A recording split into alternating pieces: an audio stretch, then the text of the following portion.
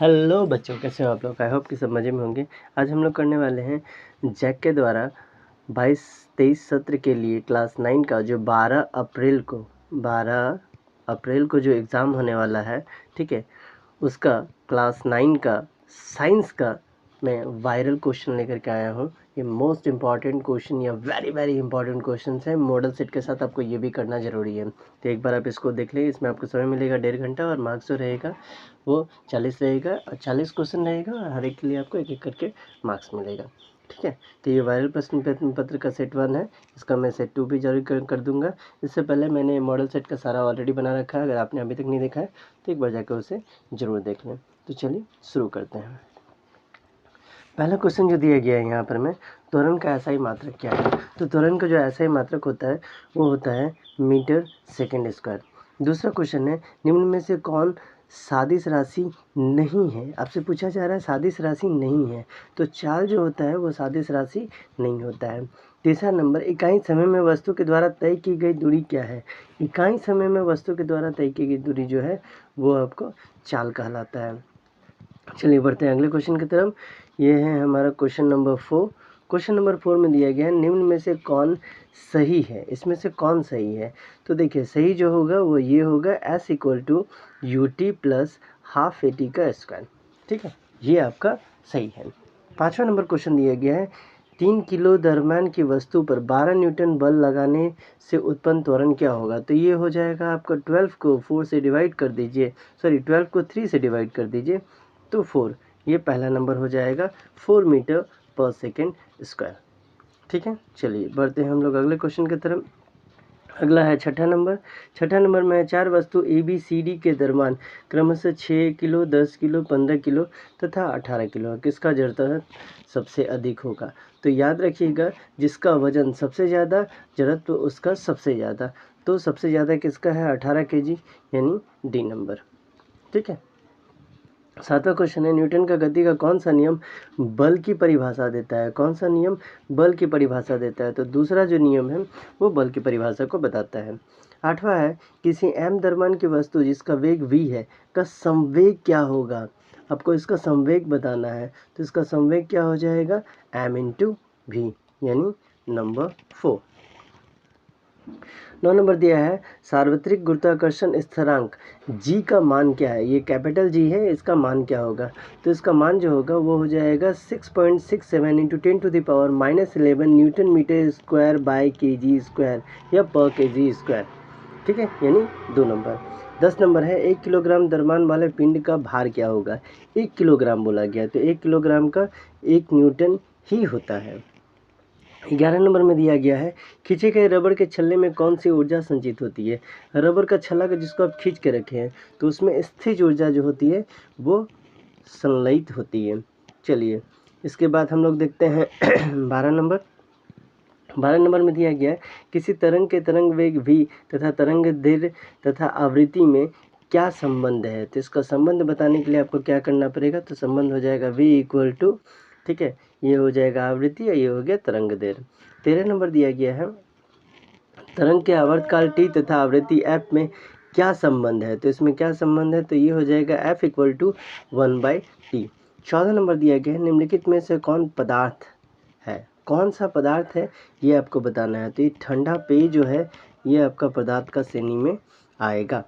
15 number question दिया गया है, निम्नलिखित में से कौन कोलाइड है, ठीक है। 15 में कौन कोलाइड है। तो गोंद जो होता है वो कोलाइड का श्रेणी में आता है। 16 नंबर क्वेश्चन दिया गया है, यौगिक एक उदाहरण है। यौगिक किसका उदाहरण है। तो यौगिक का एक उदाहरण हो जाएगा आपका जल। 17 नंबर क्वेश्चन है, निलंबन में परिक्षेपित कणों का आकार क्या होता है। निलंबन में जो परिक्षेपित होता है उसका कणों का आकार क्या होता है। तो उसका कणों का आकार जो होता है 100 nm से थोड़ा सा बड़ा होता है। 18 नंबर, साधारण नमक का रासायनिक सूत्र क्या है। तो साधारण नमक आपसे बोला गया तो ये हो जाएगा NaCl, ठीक है। चलिए थोड़ा और ऊपर लेके जाते हैं।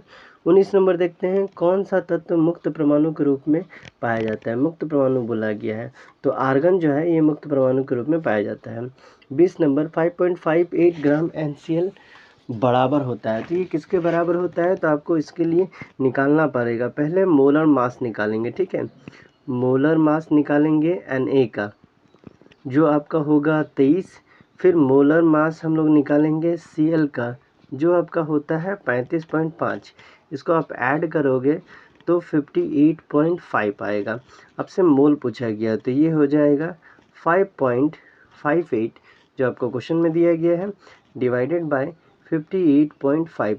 जब इसको आप काटोगे तो आपके पास आएगा 0.0095, जो अप्रॉक्सीमेट इक्वल होगा 0.1 के। 0.1 को आप हटाओगे तो देखो ये 3 नंबर 1/10 मोल के इक्वल होगा।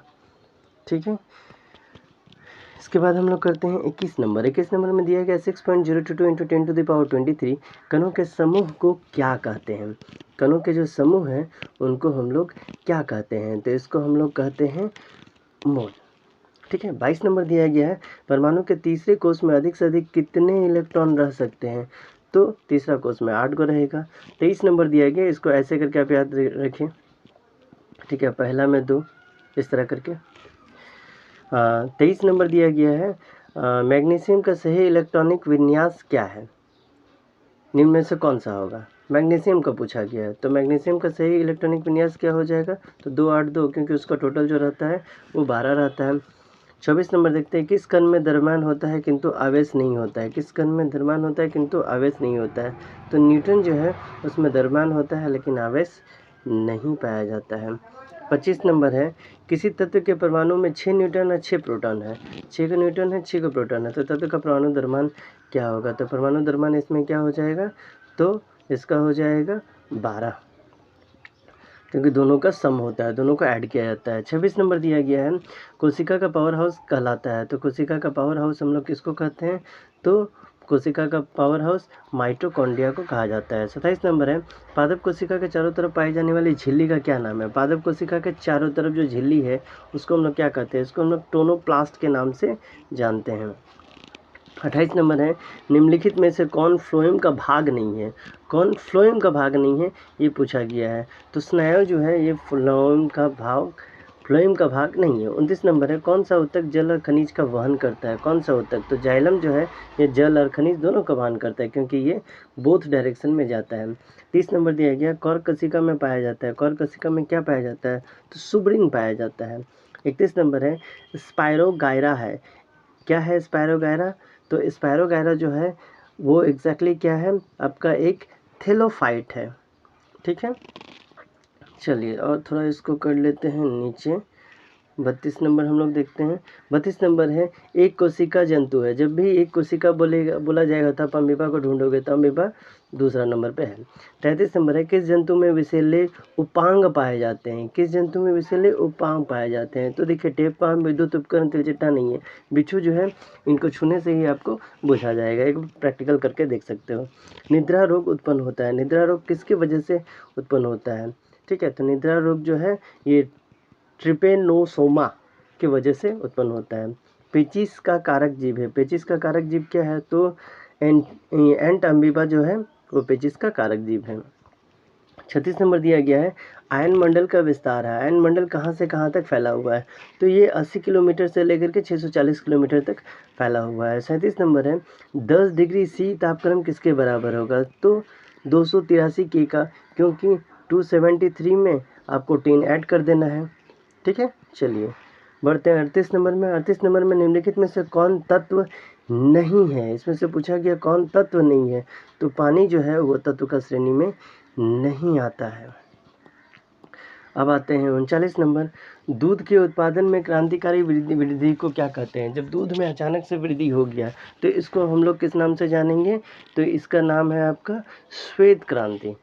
ठीक है, 40 नंबर है, इथिलीन ड्राई ब्रोमाइड यानी EDB है, ये क्या है, तो ये एग्जैक्टली क्या है, तो तृणनाशक के नाम से जाना जाता है।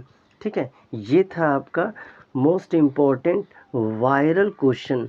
ठीक है, 40 किसका, तो साइंस का, वो भी सेट 1।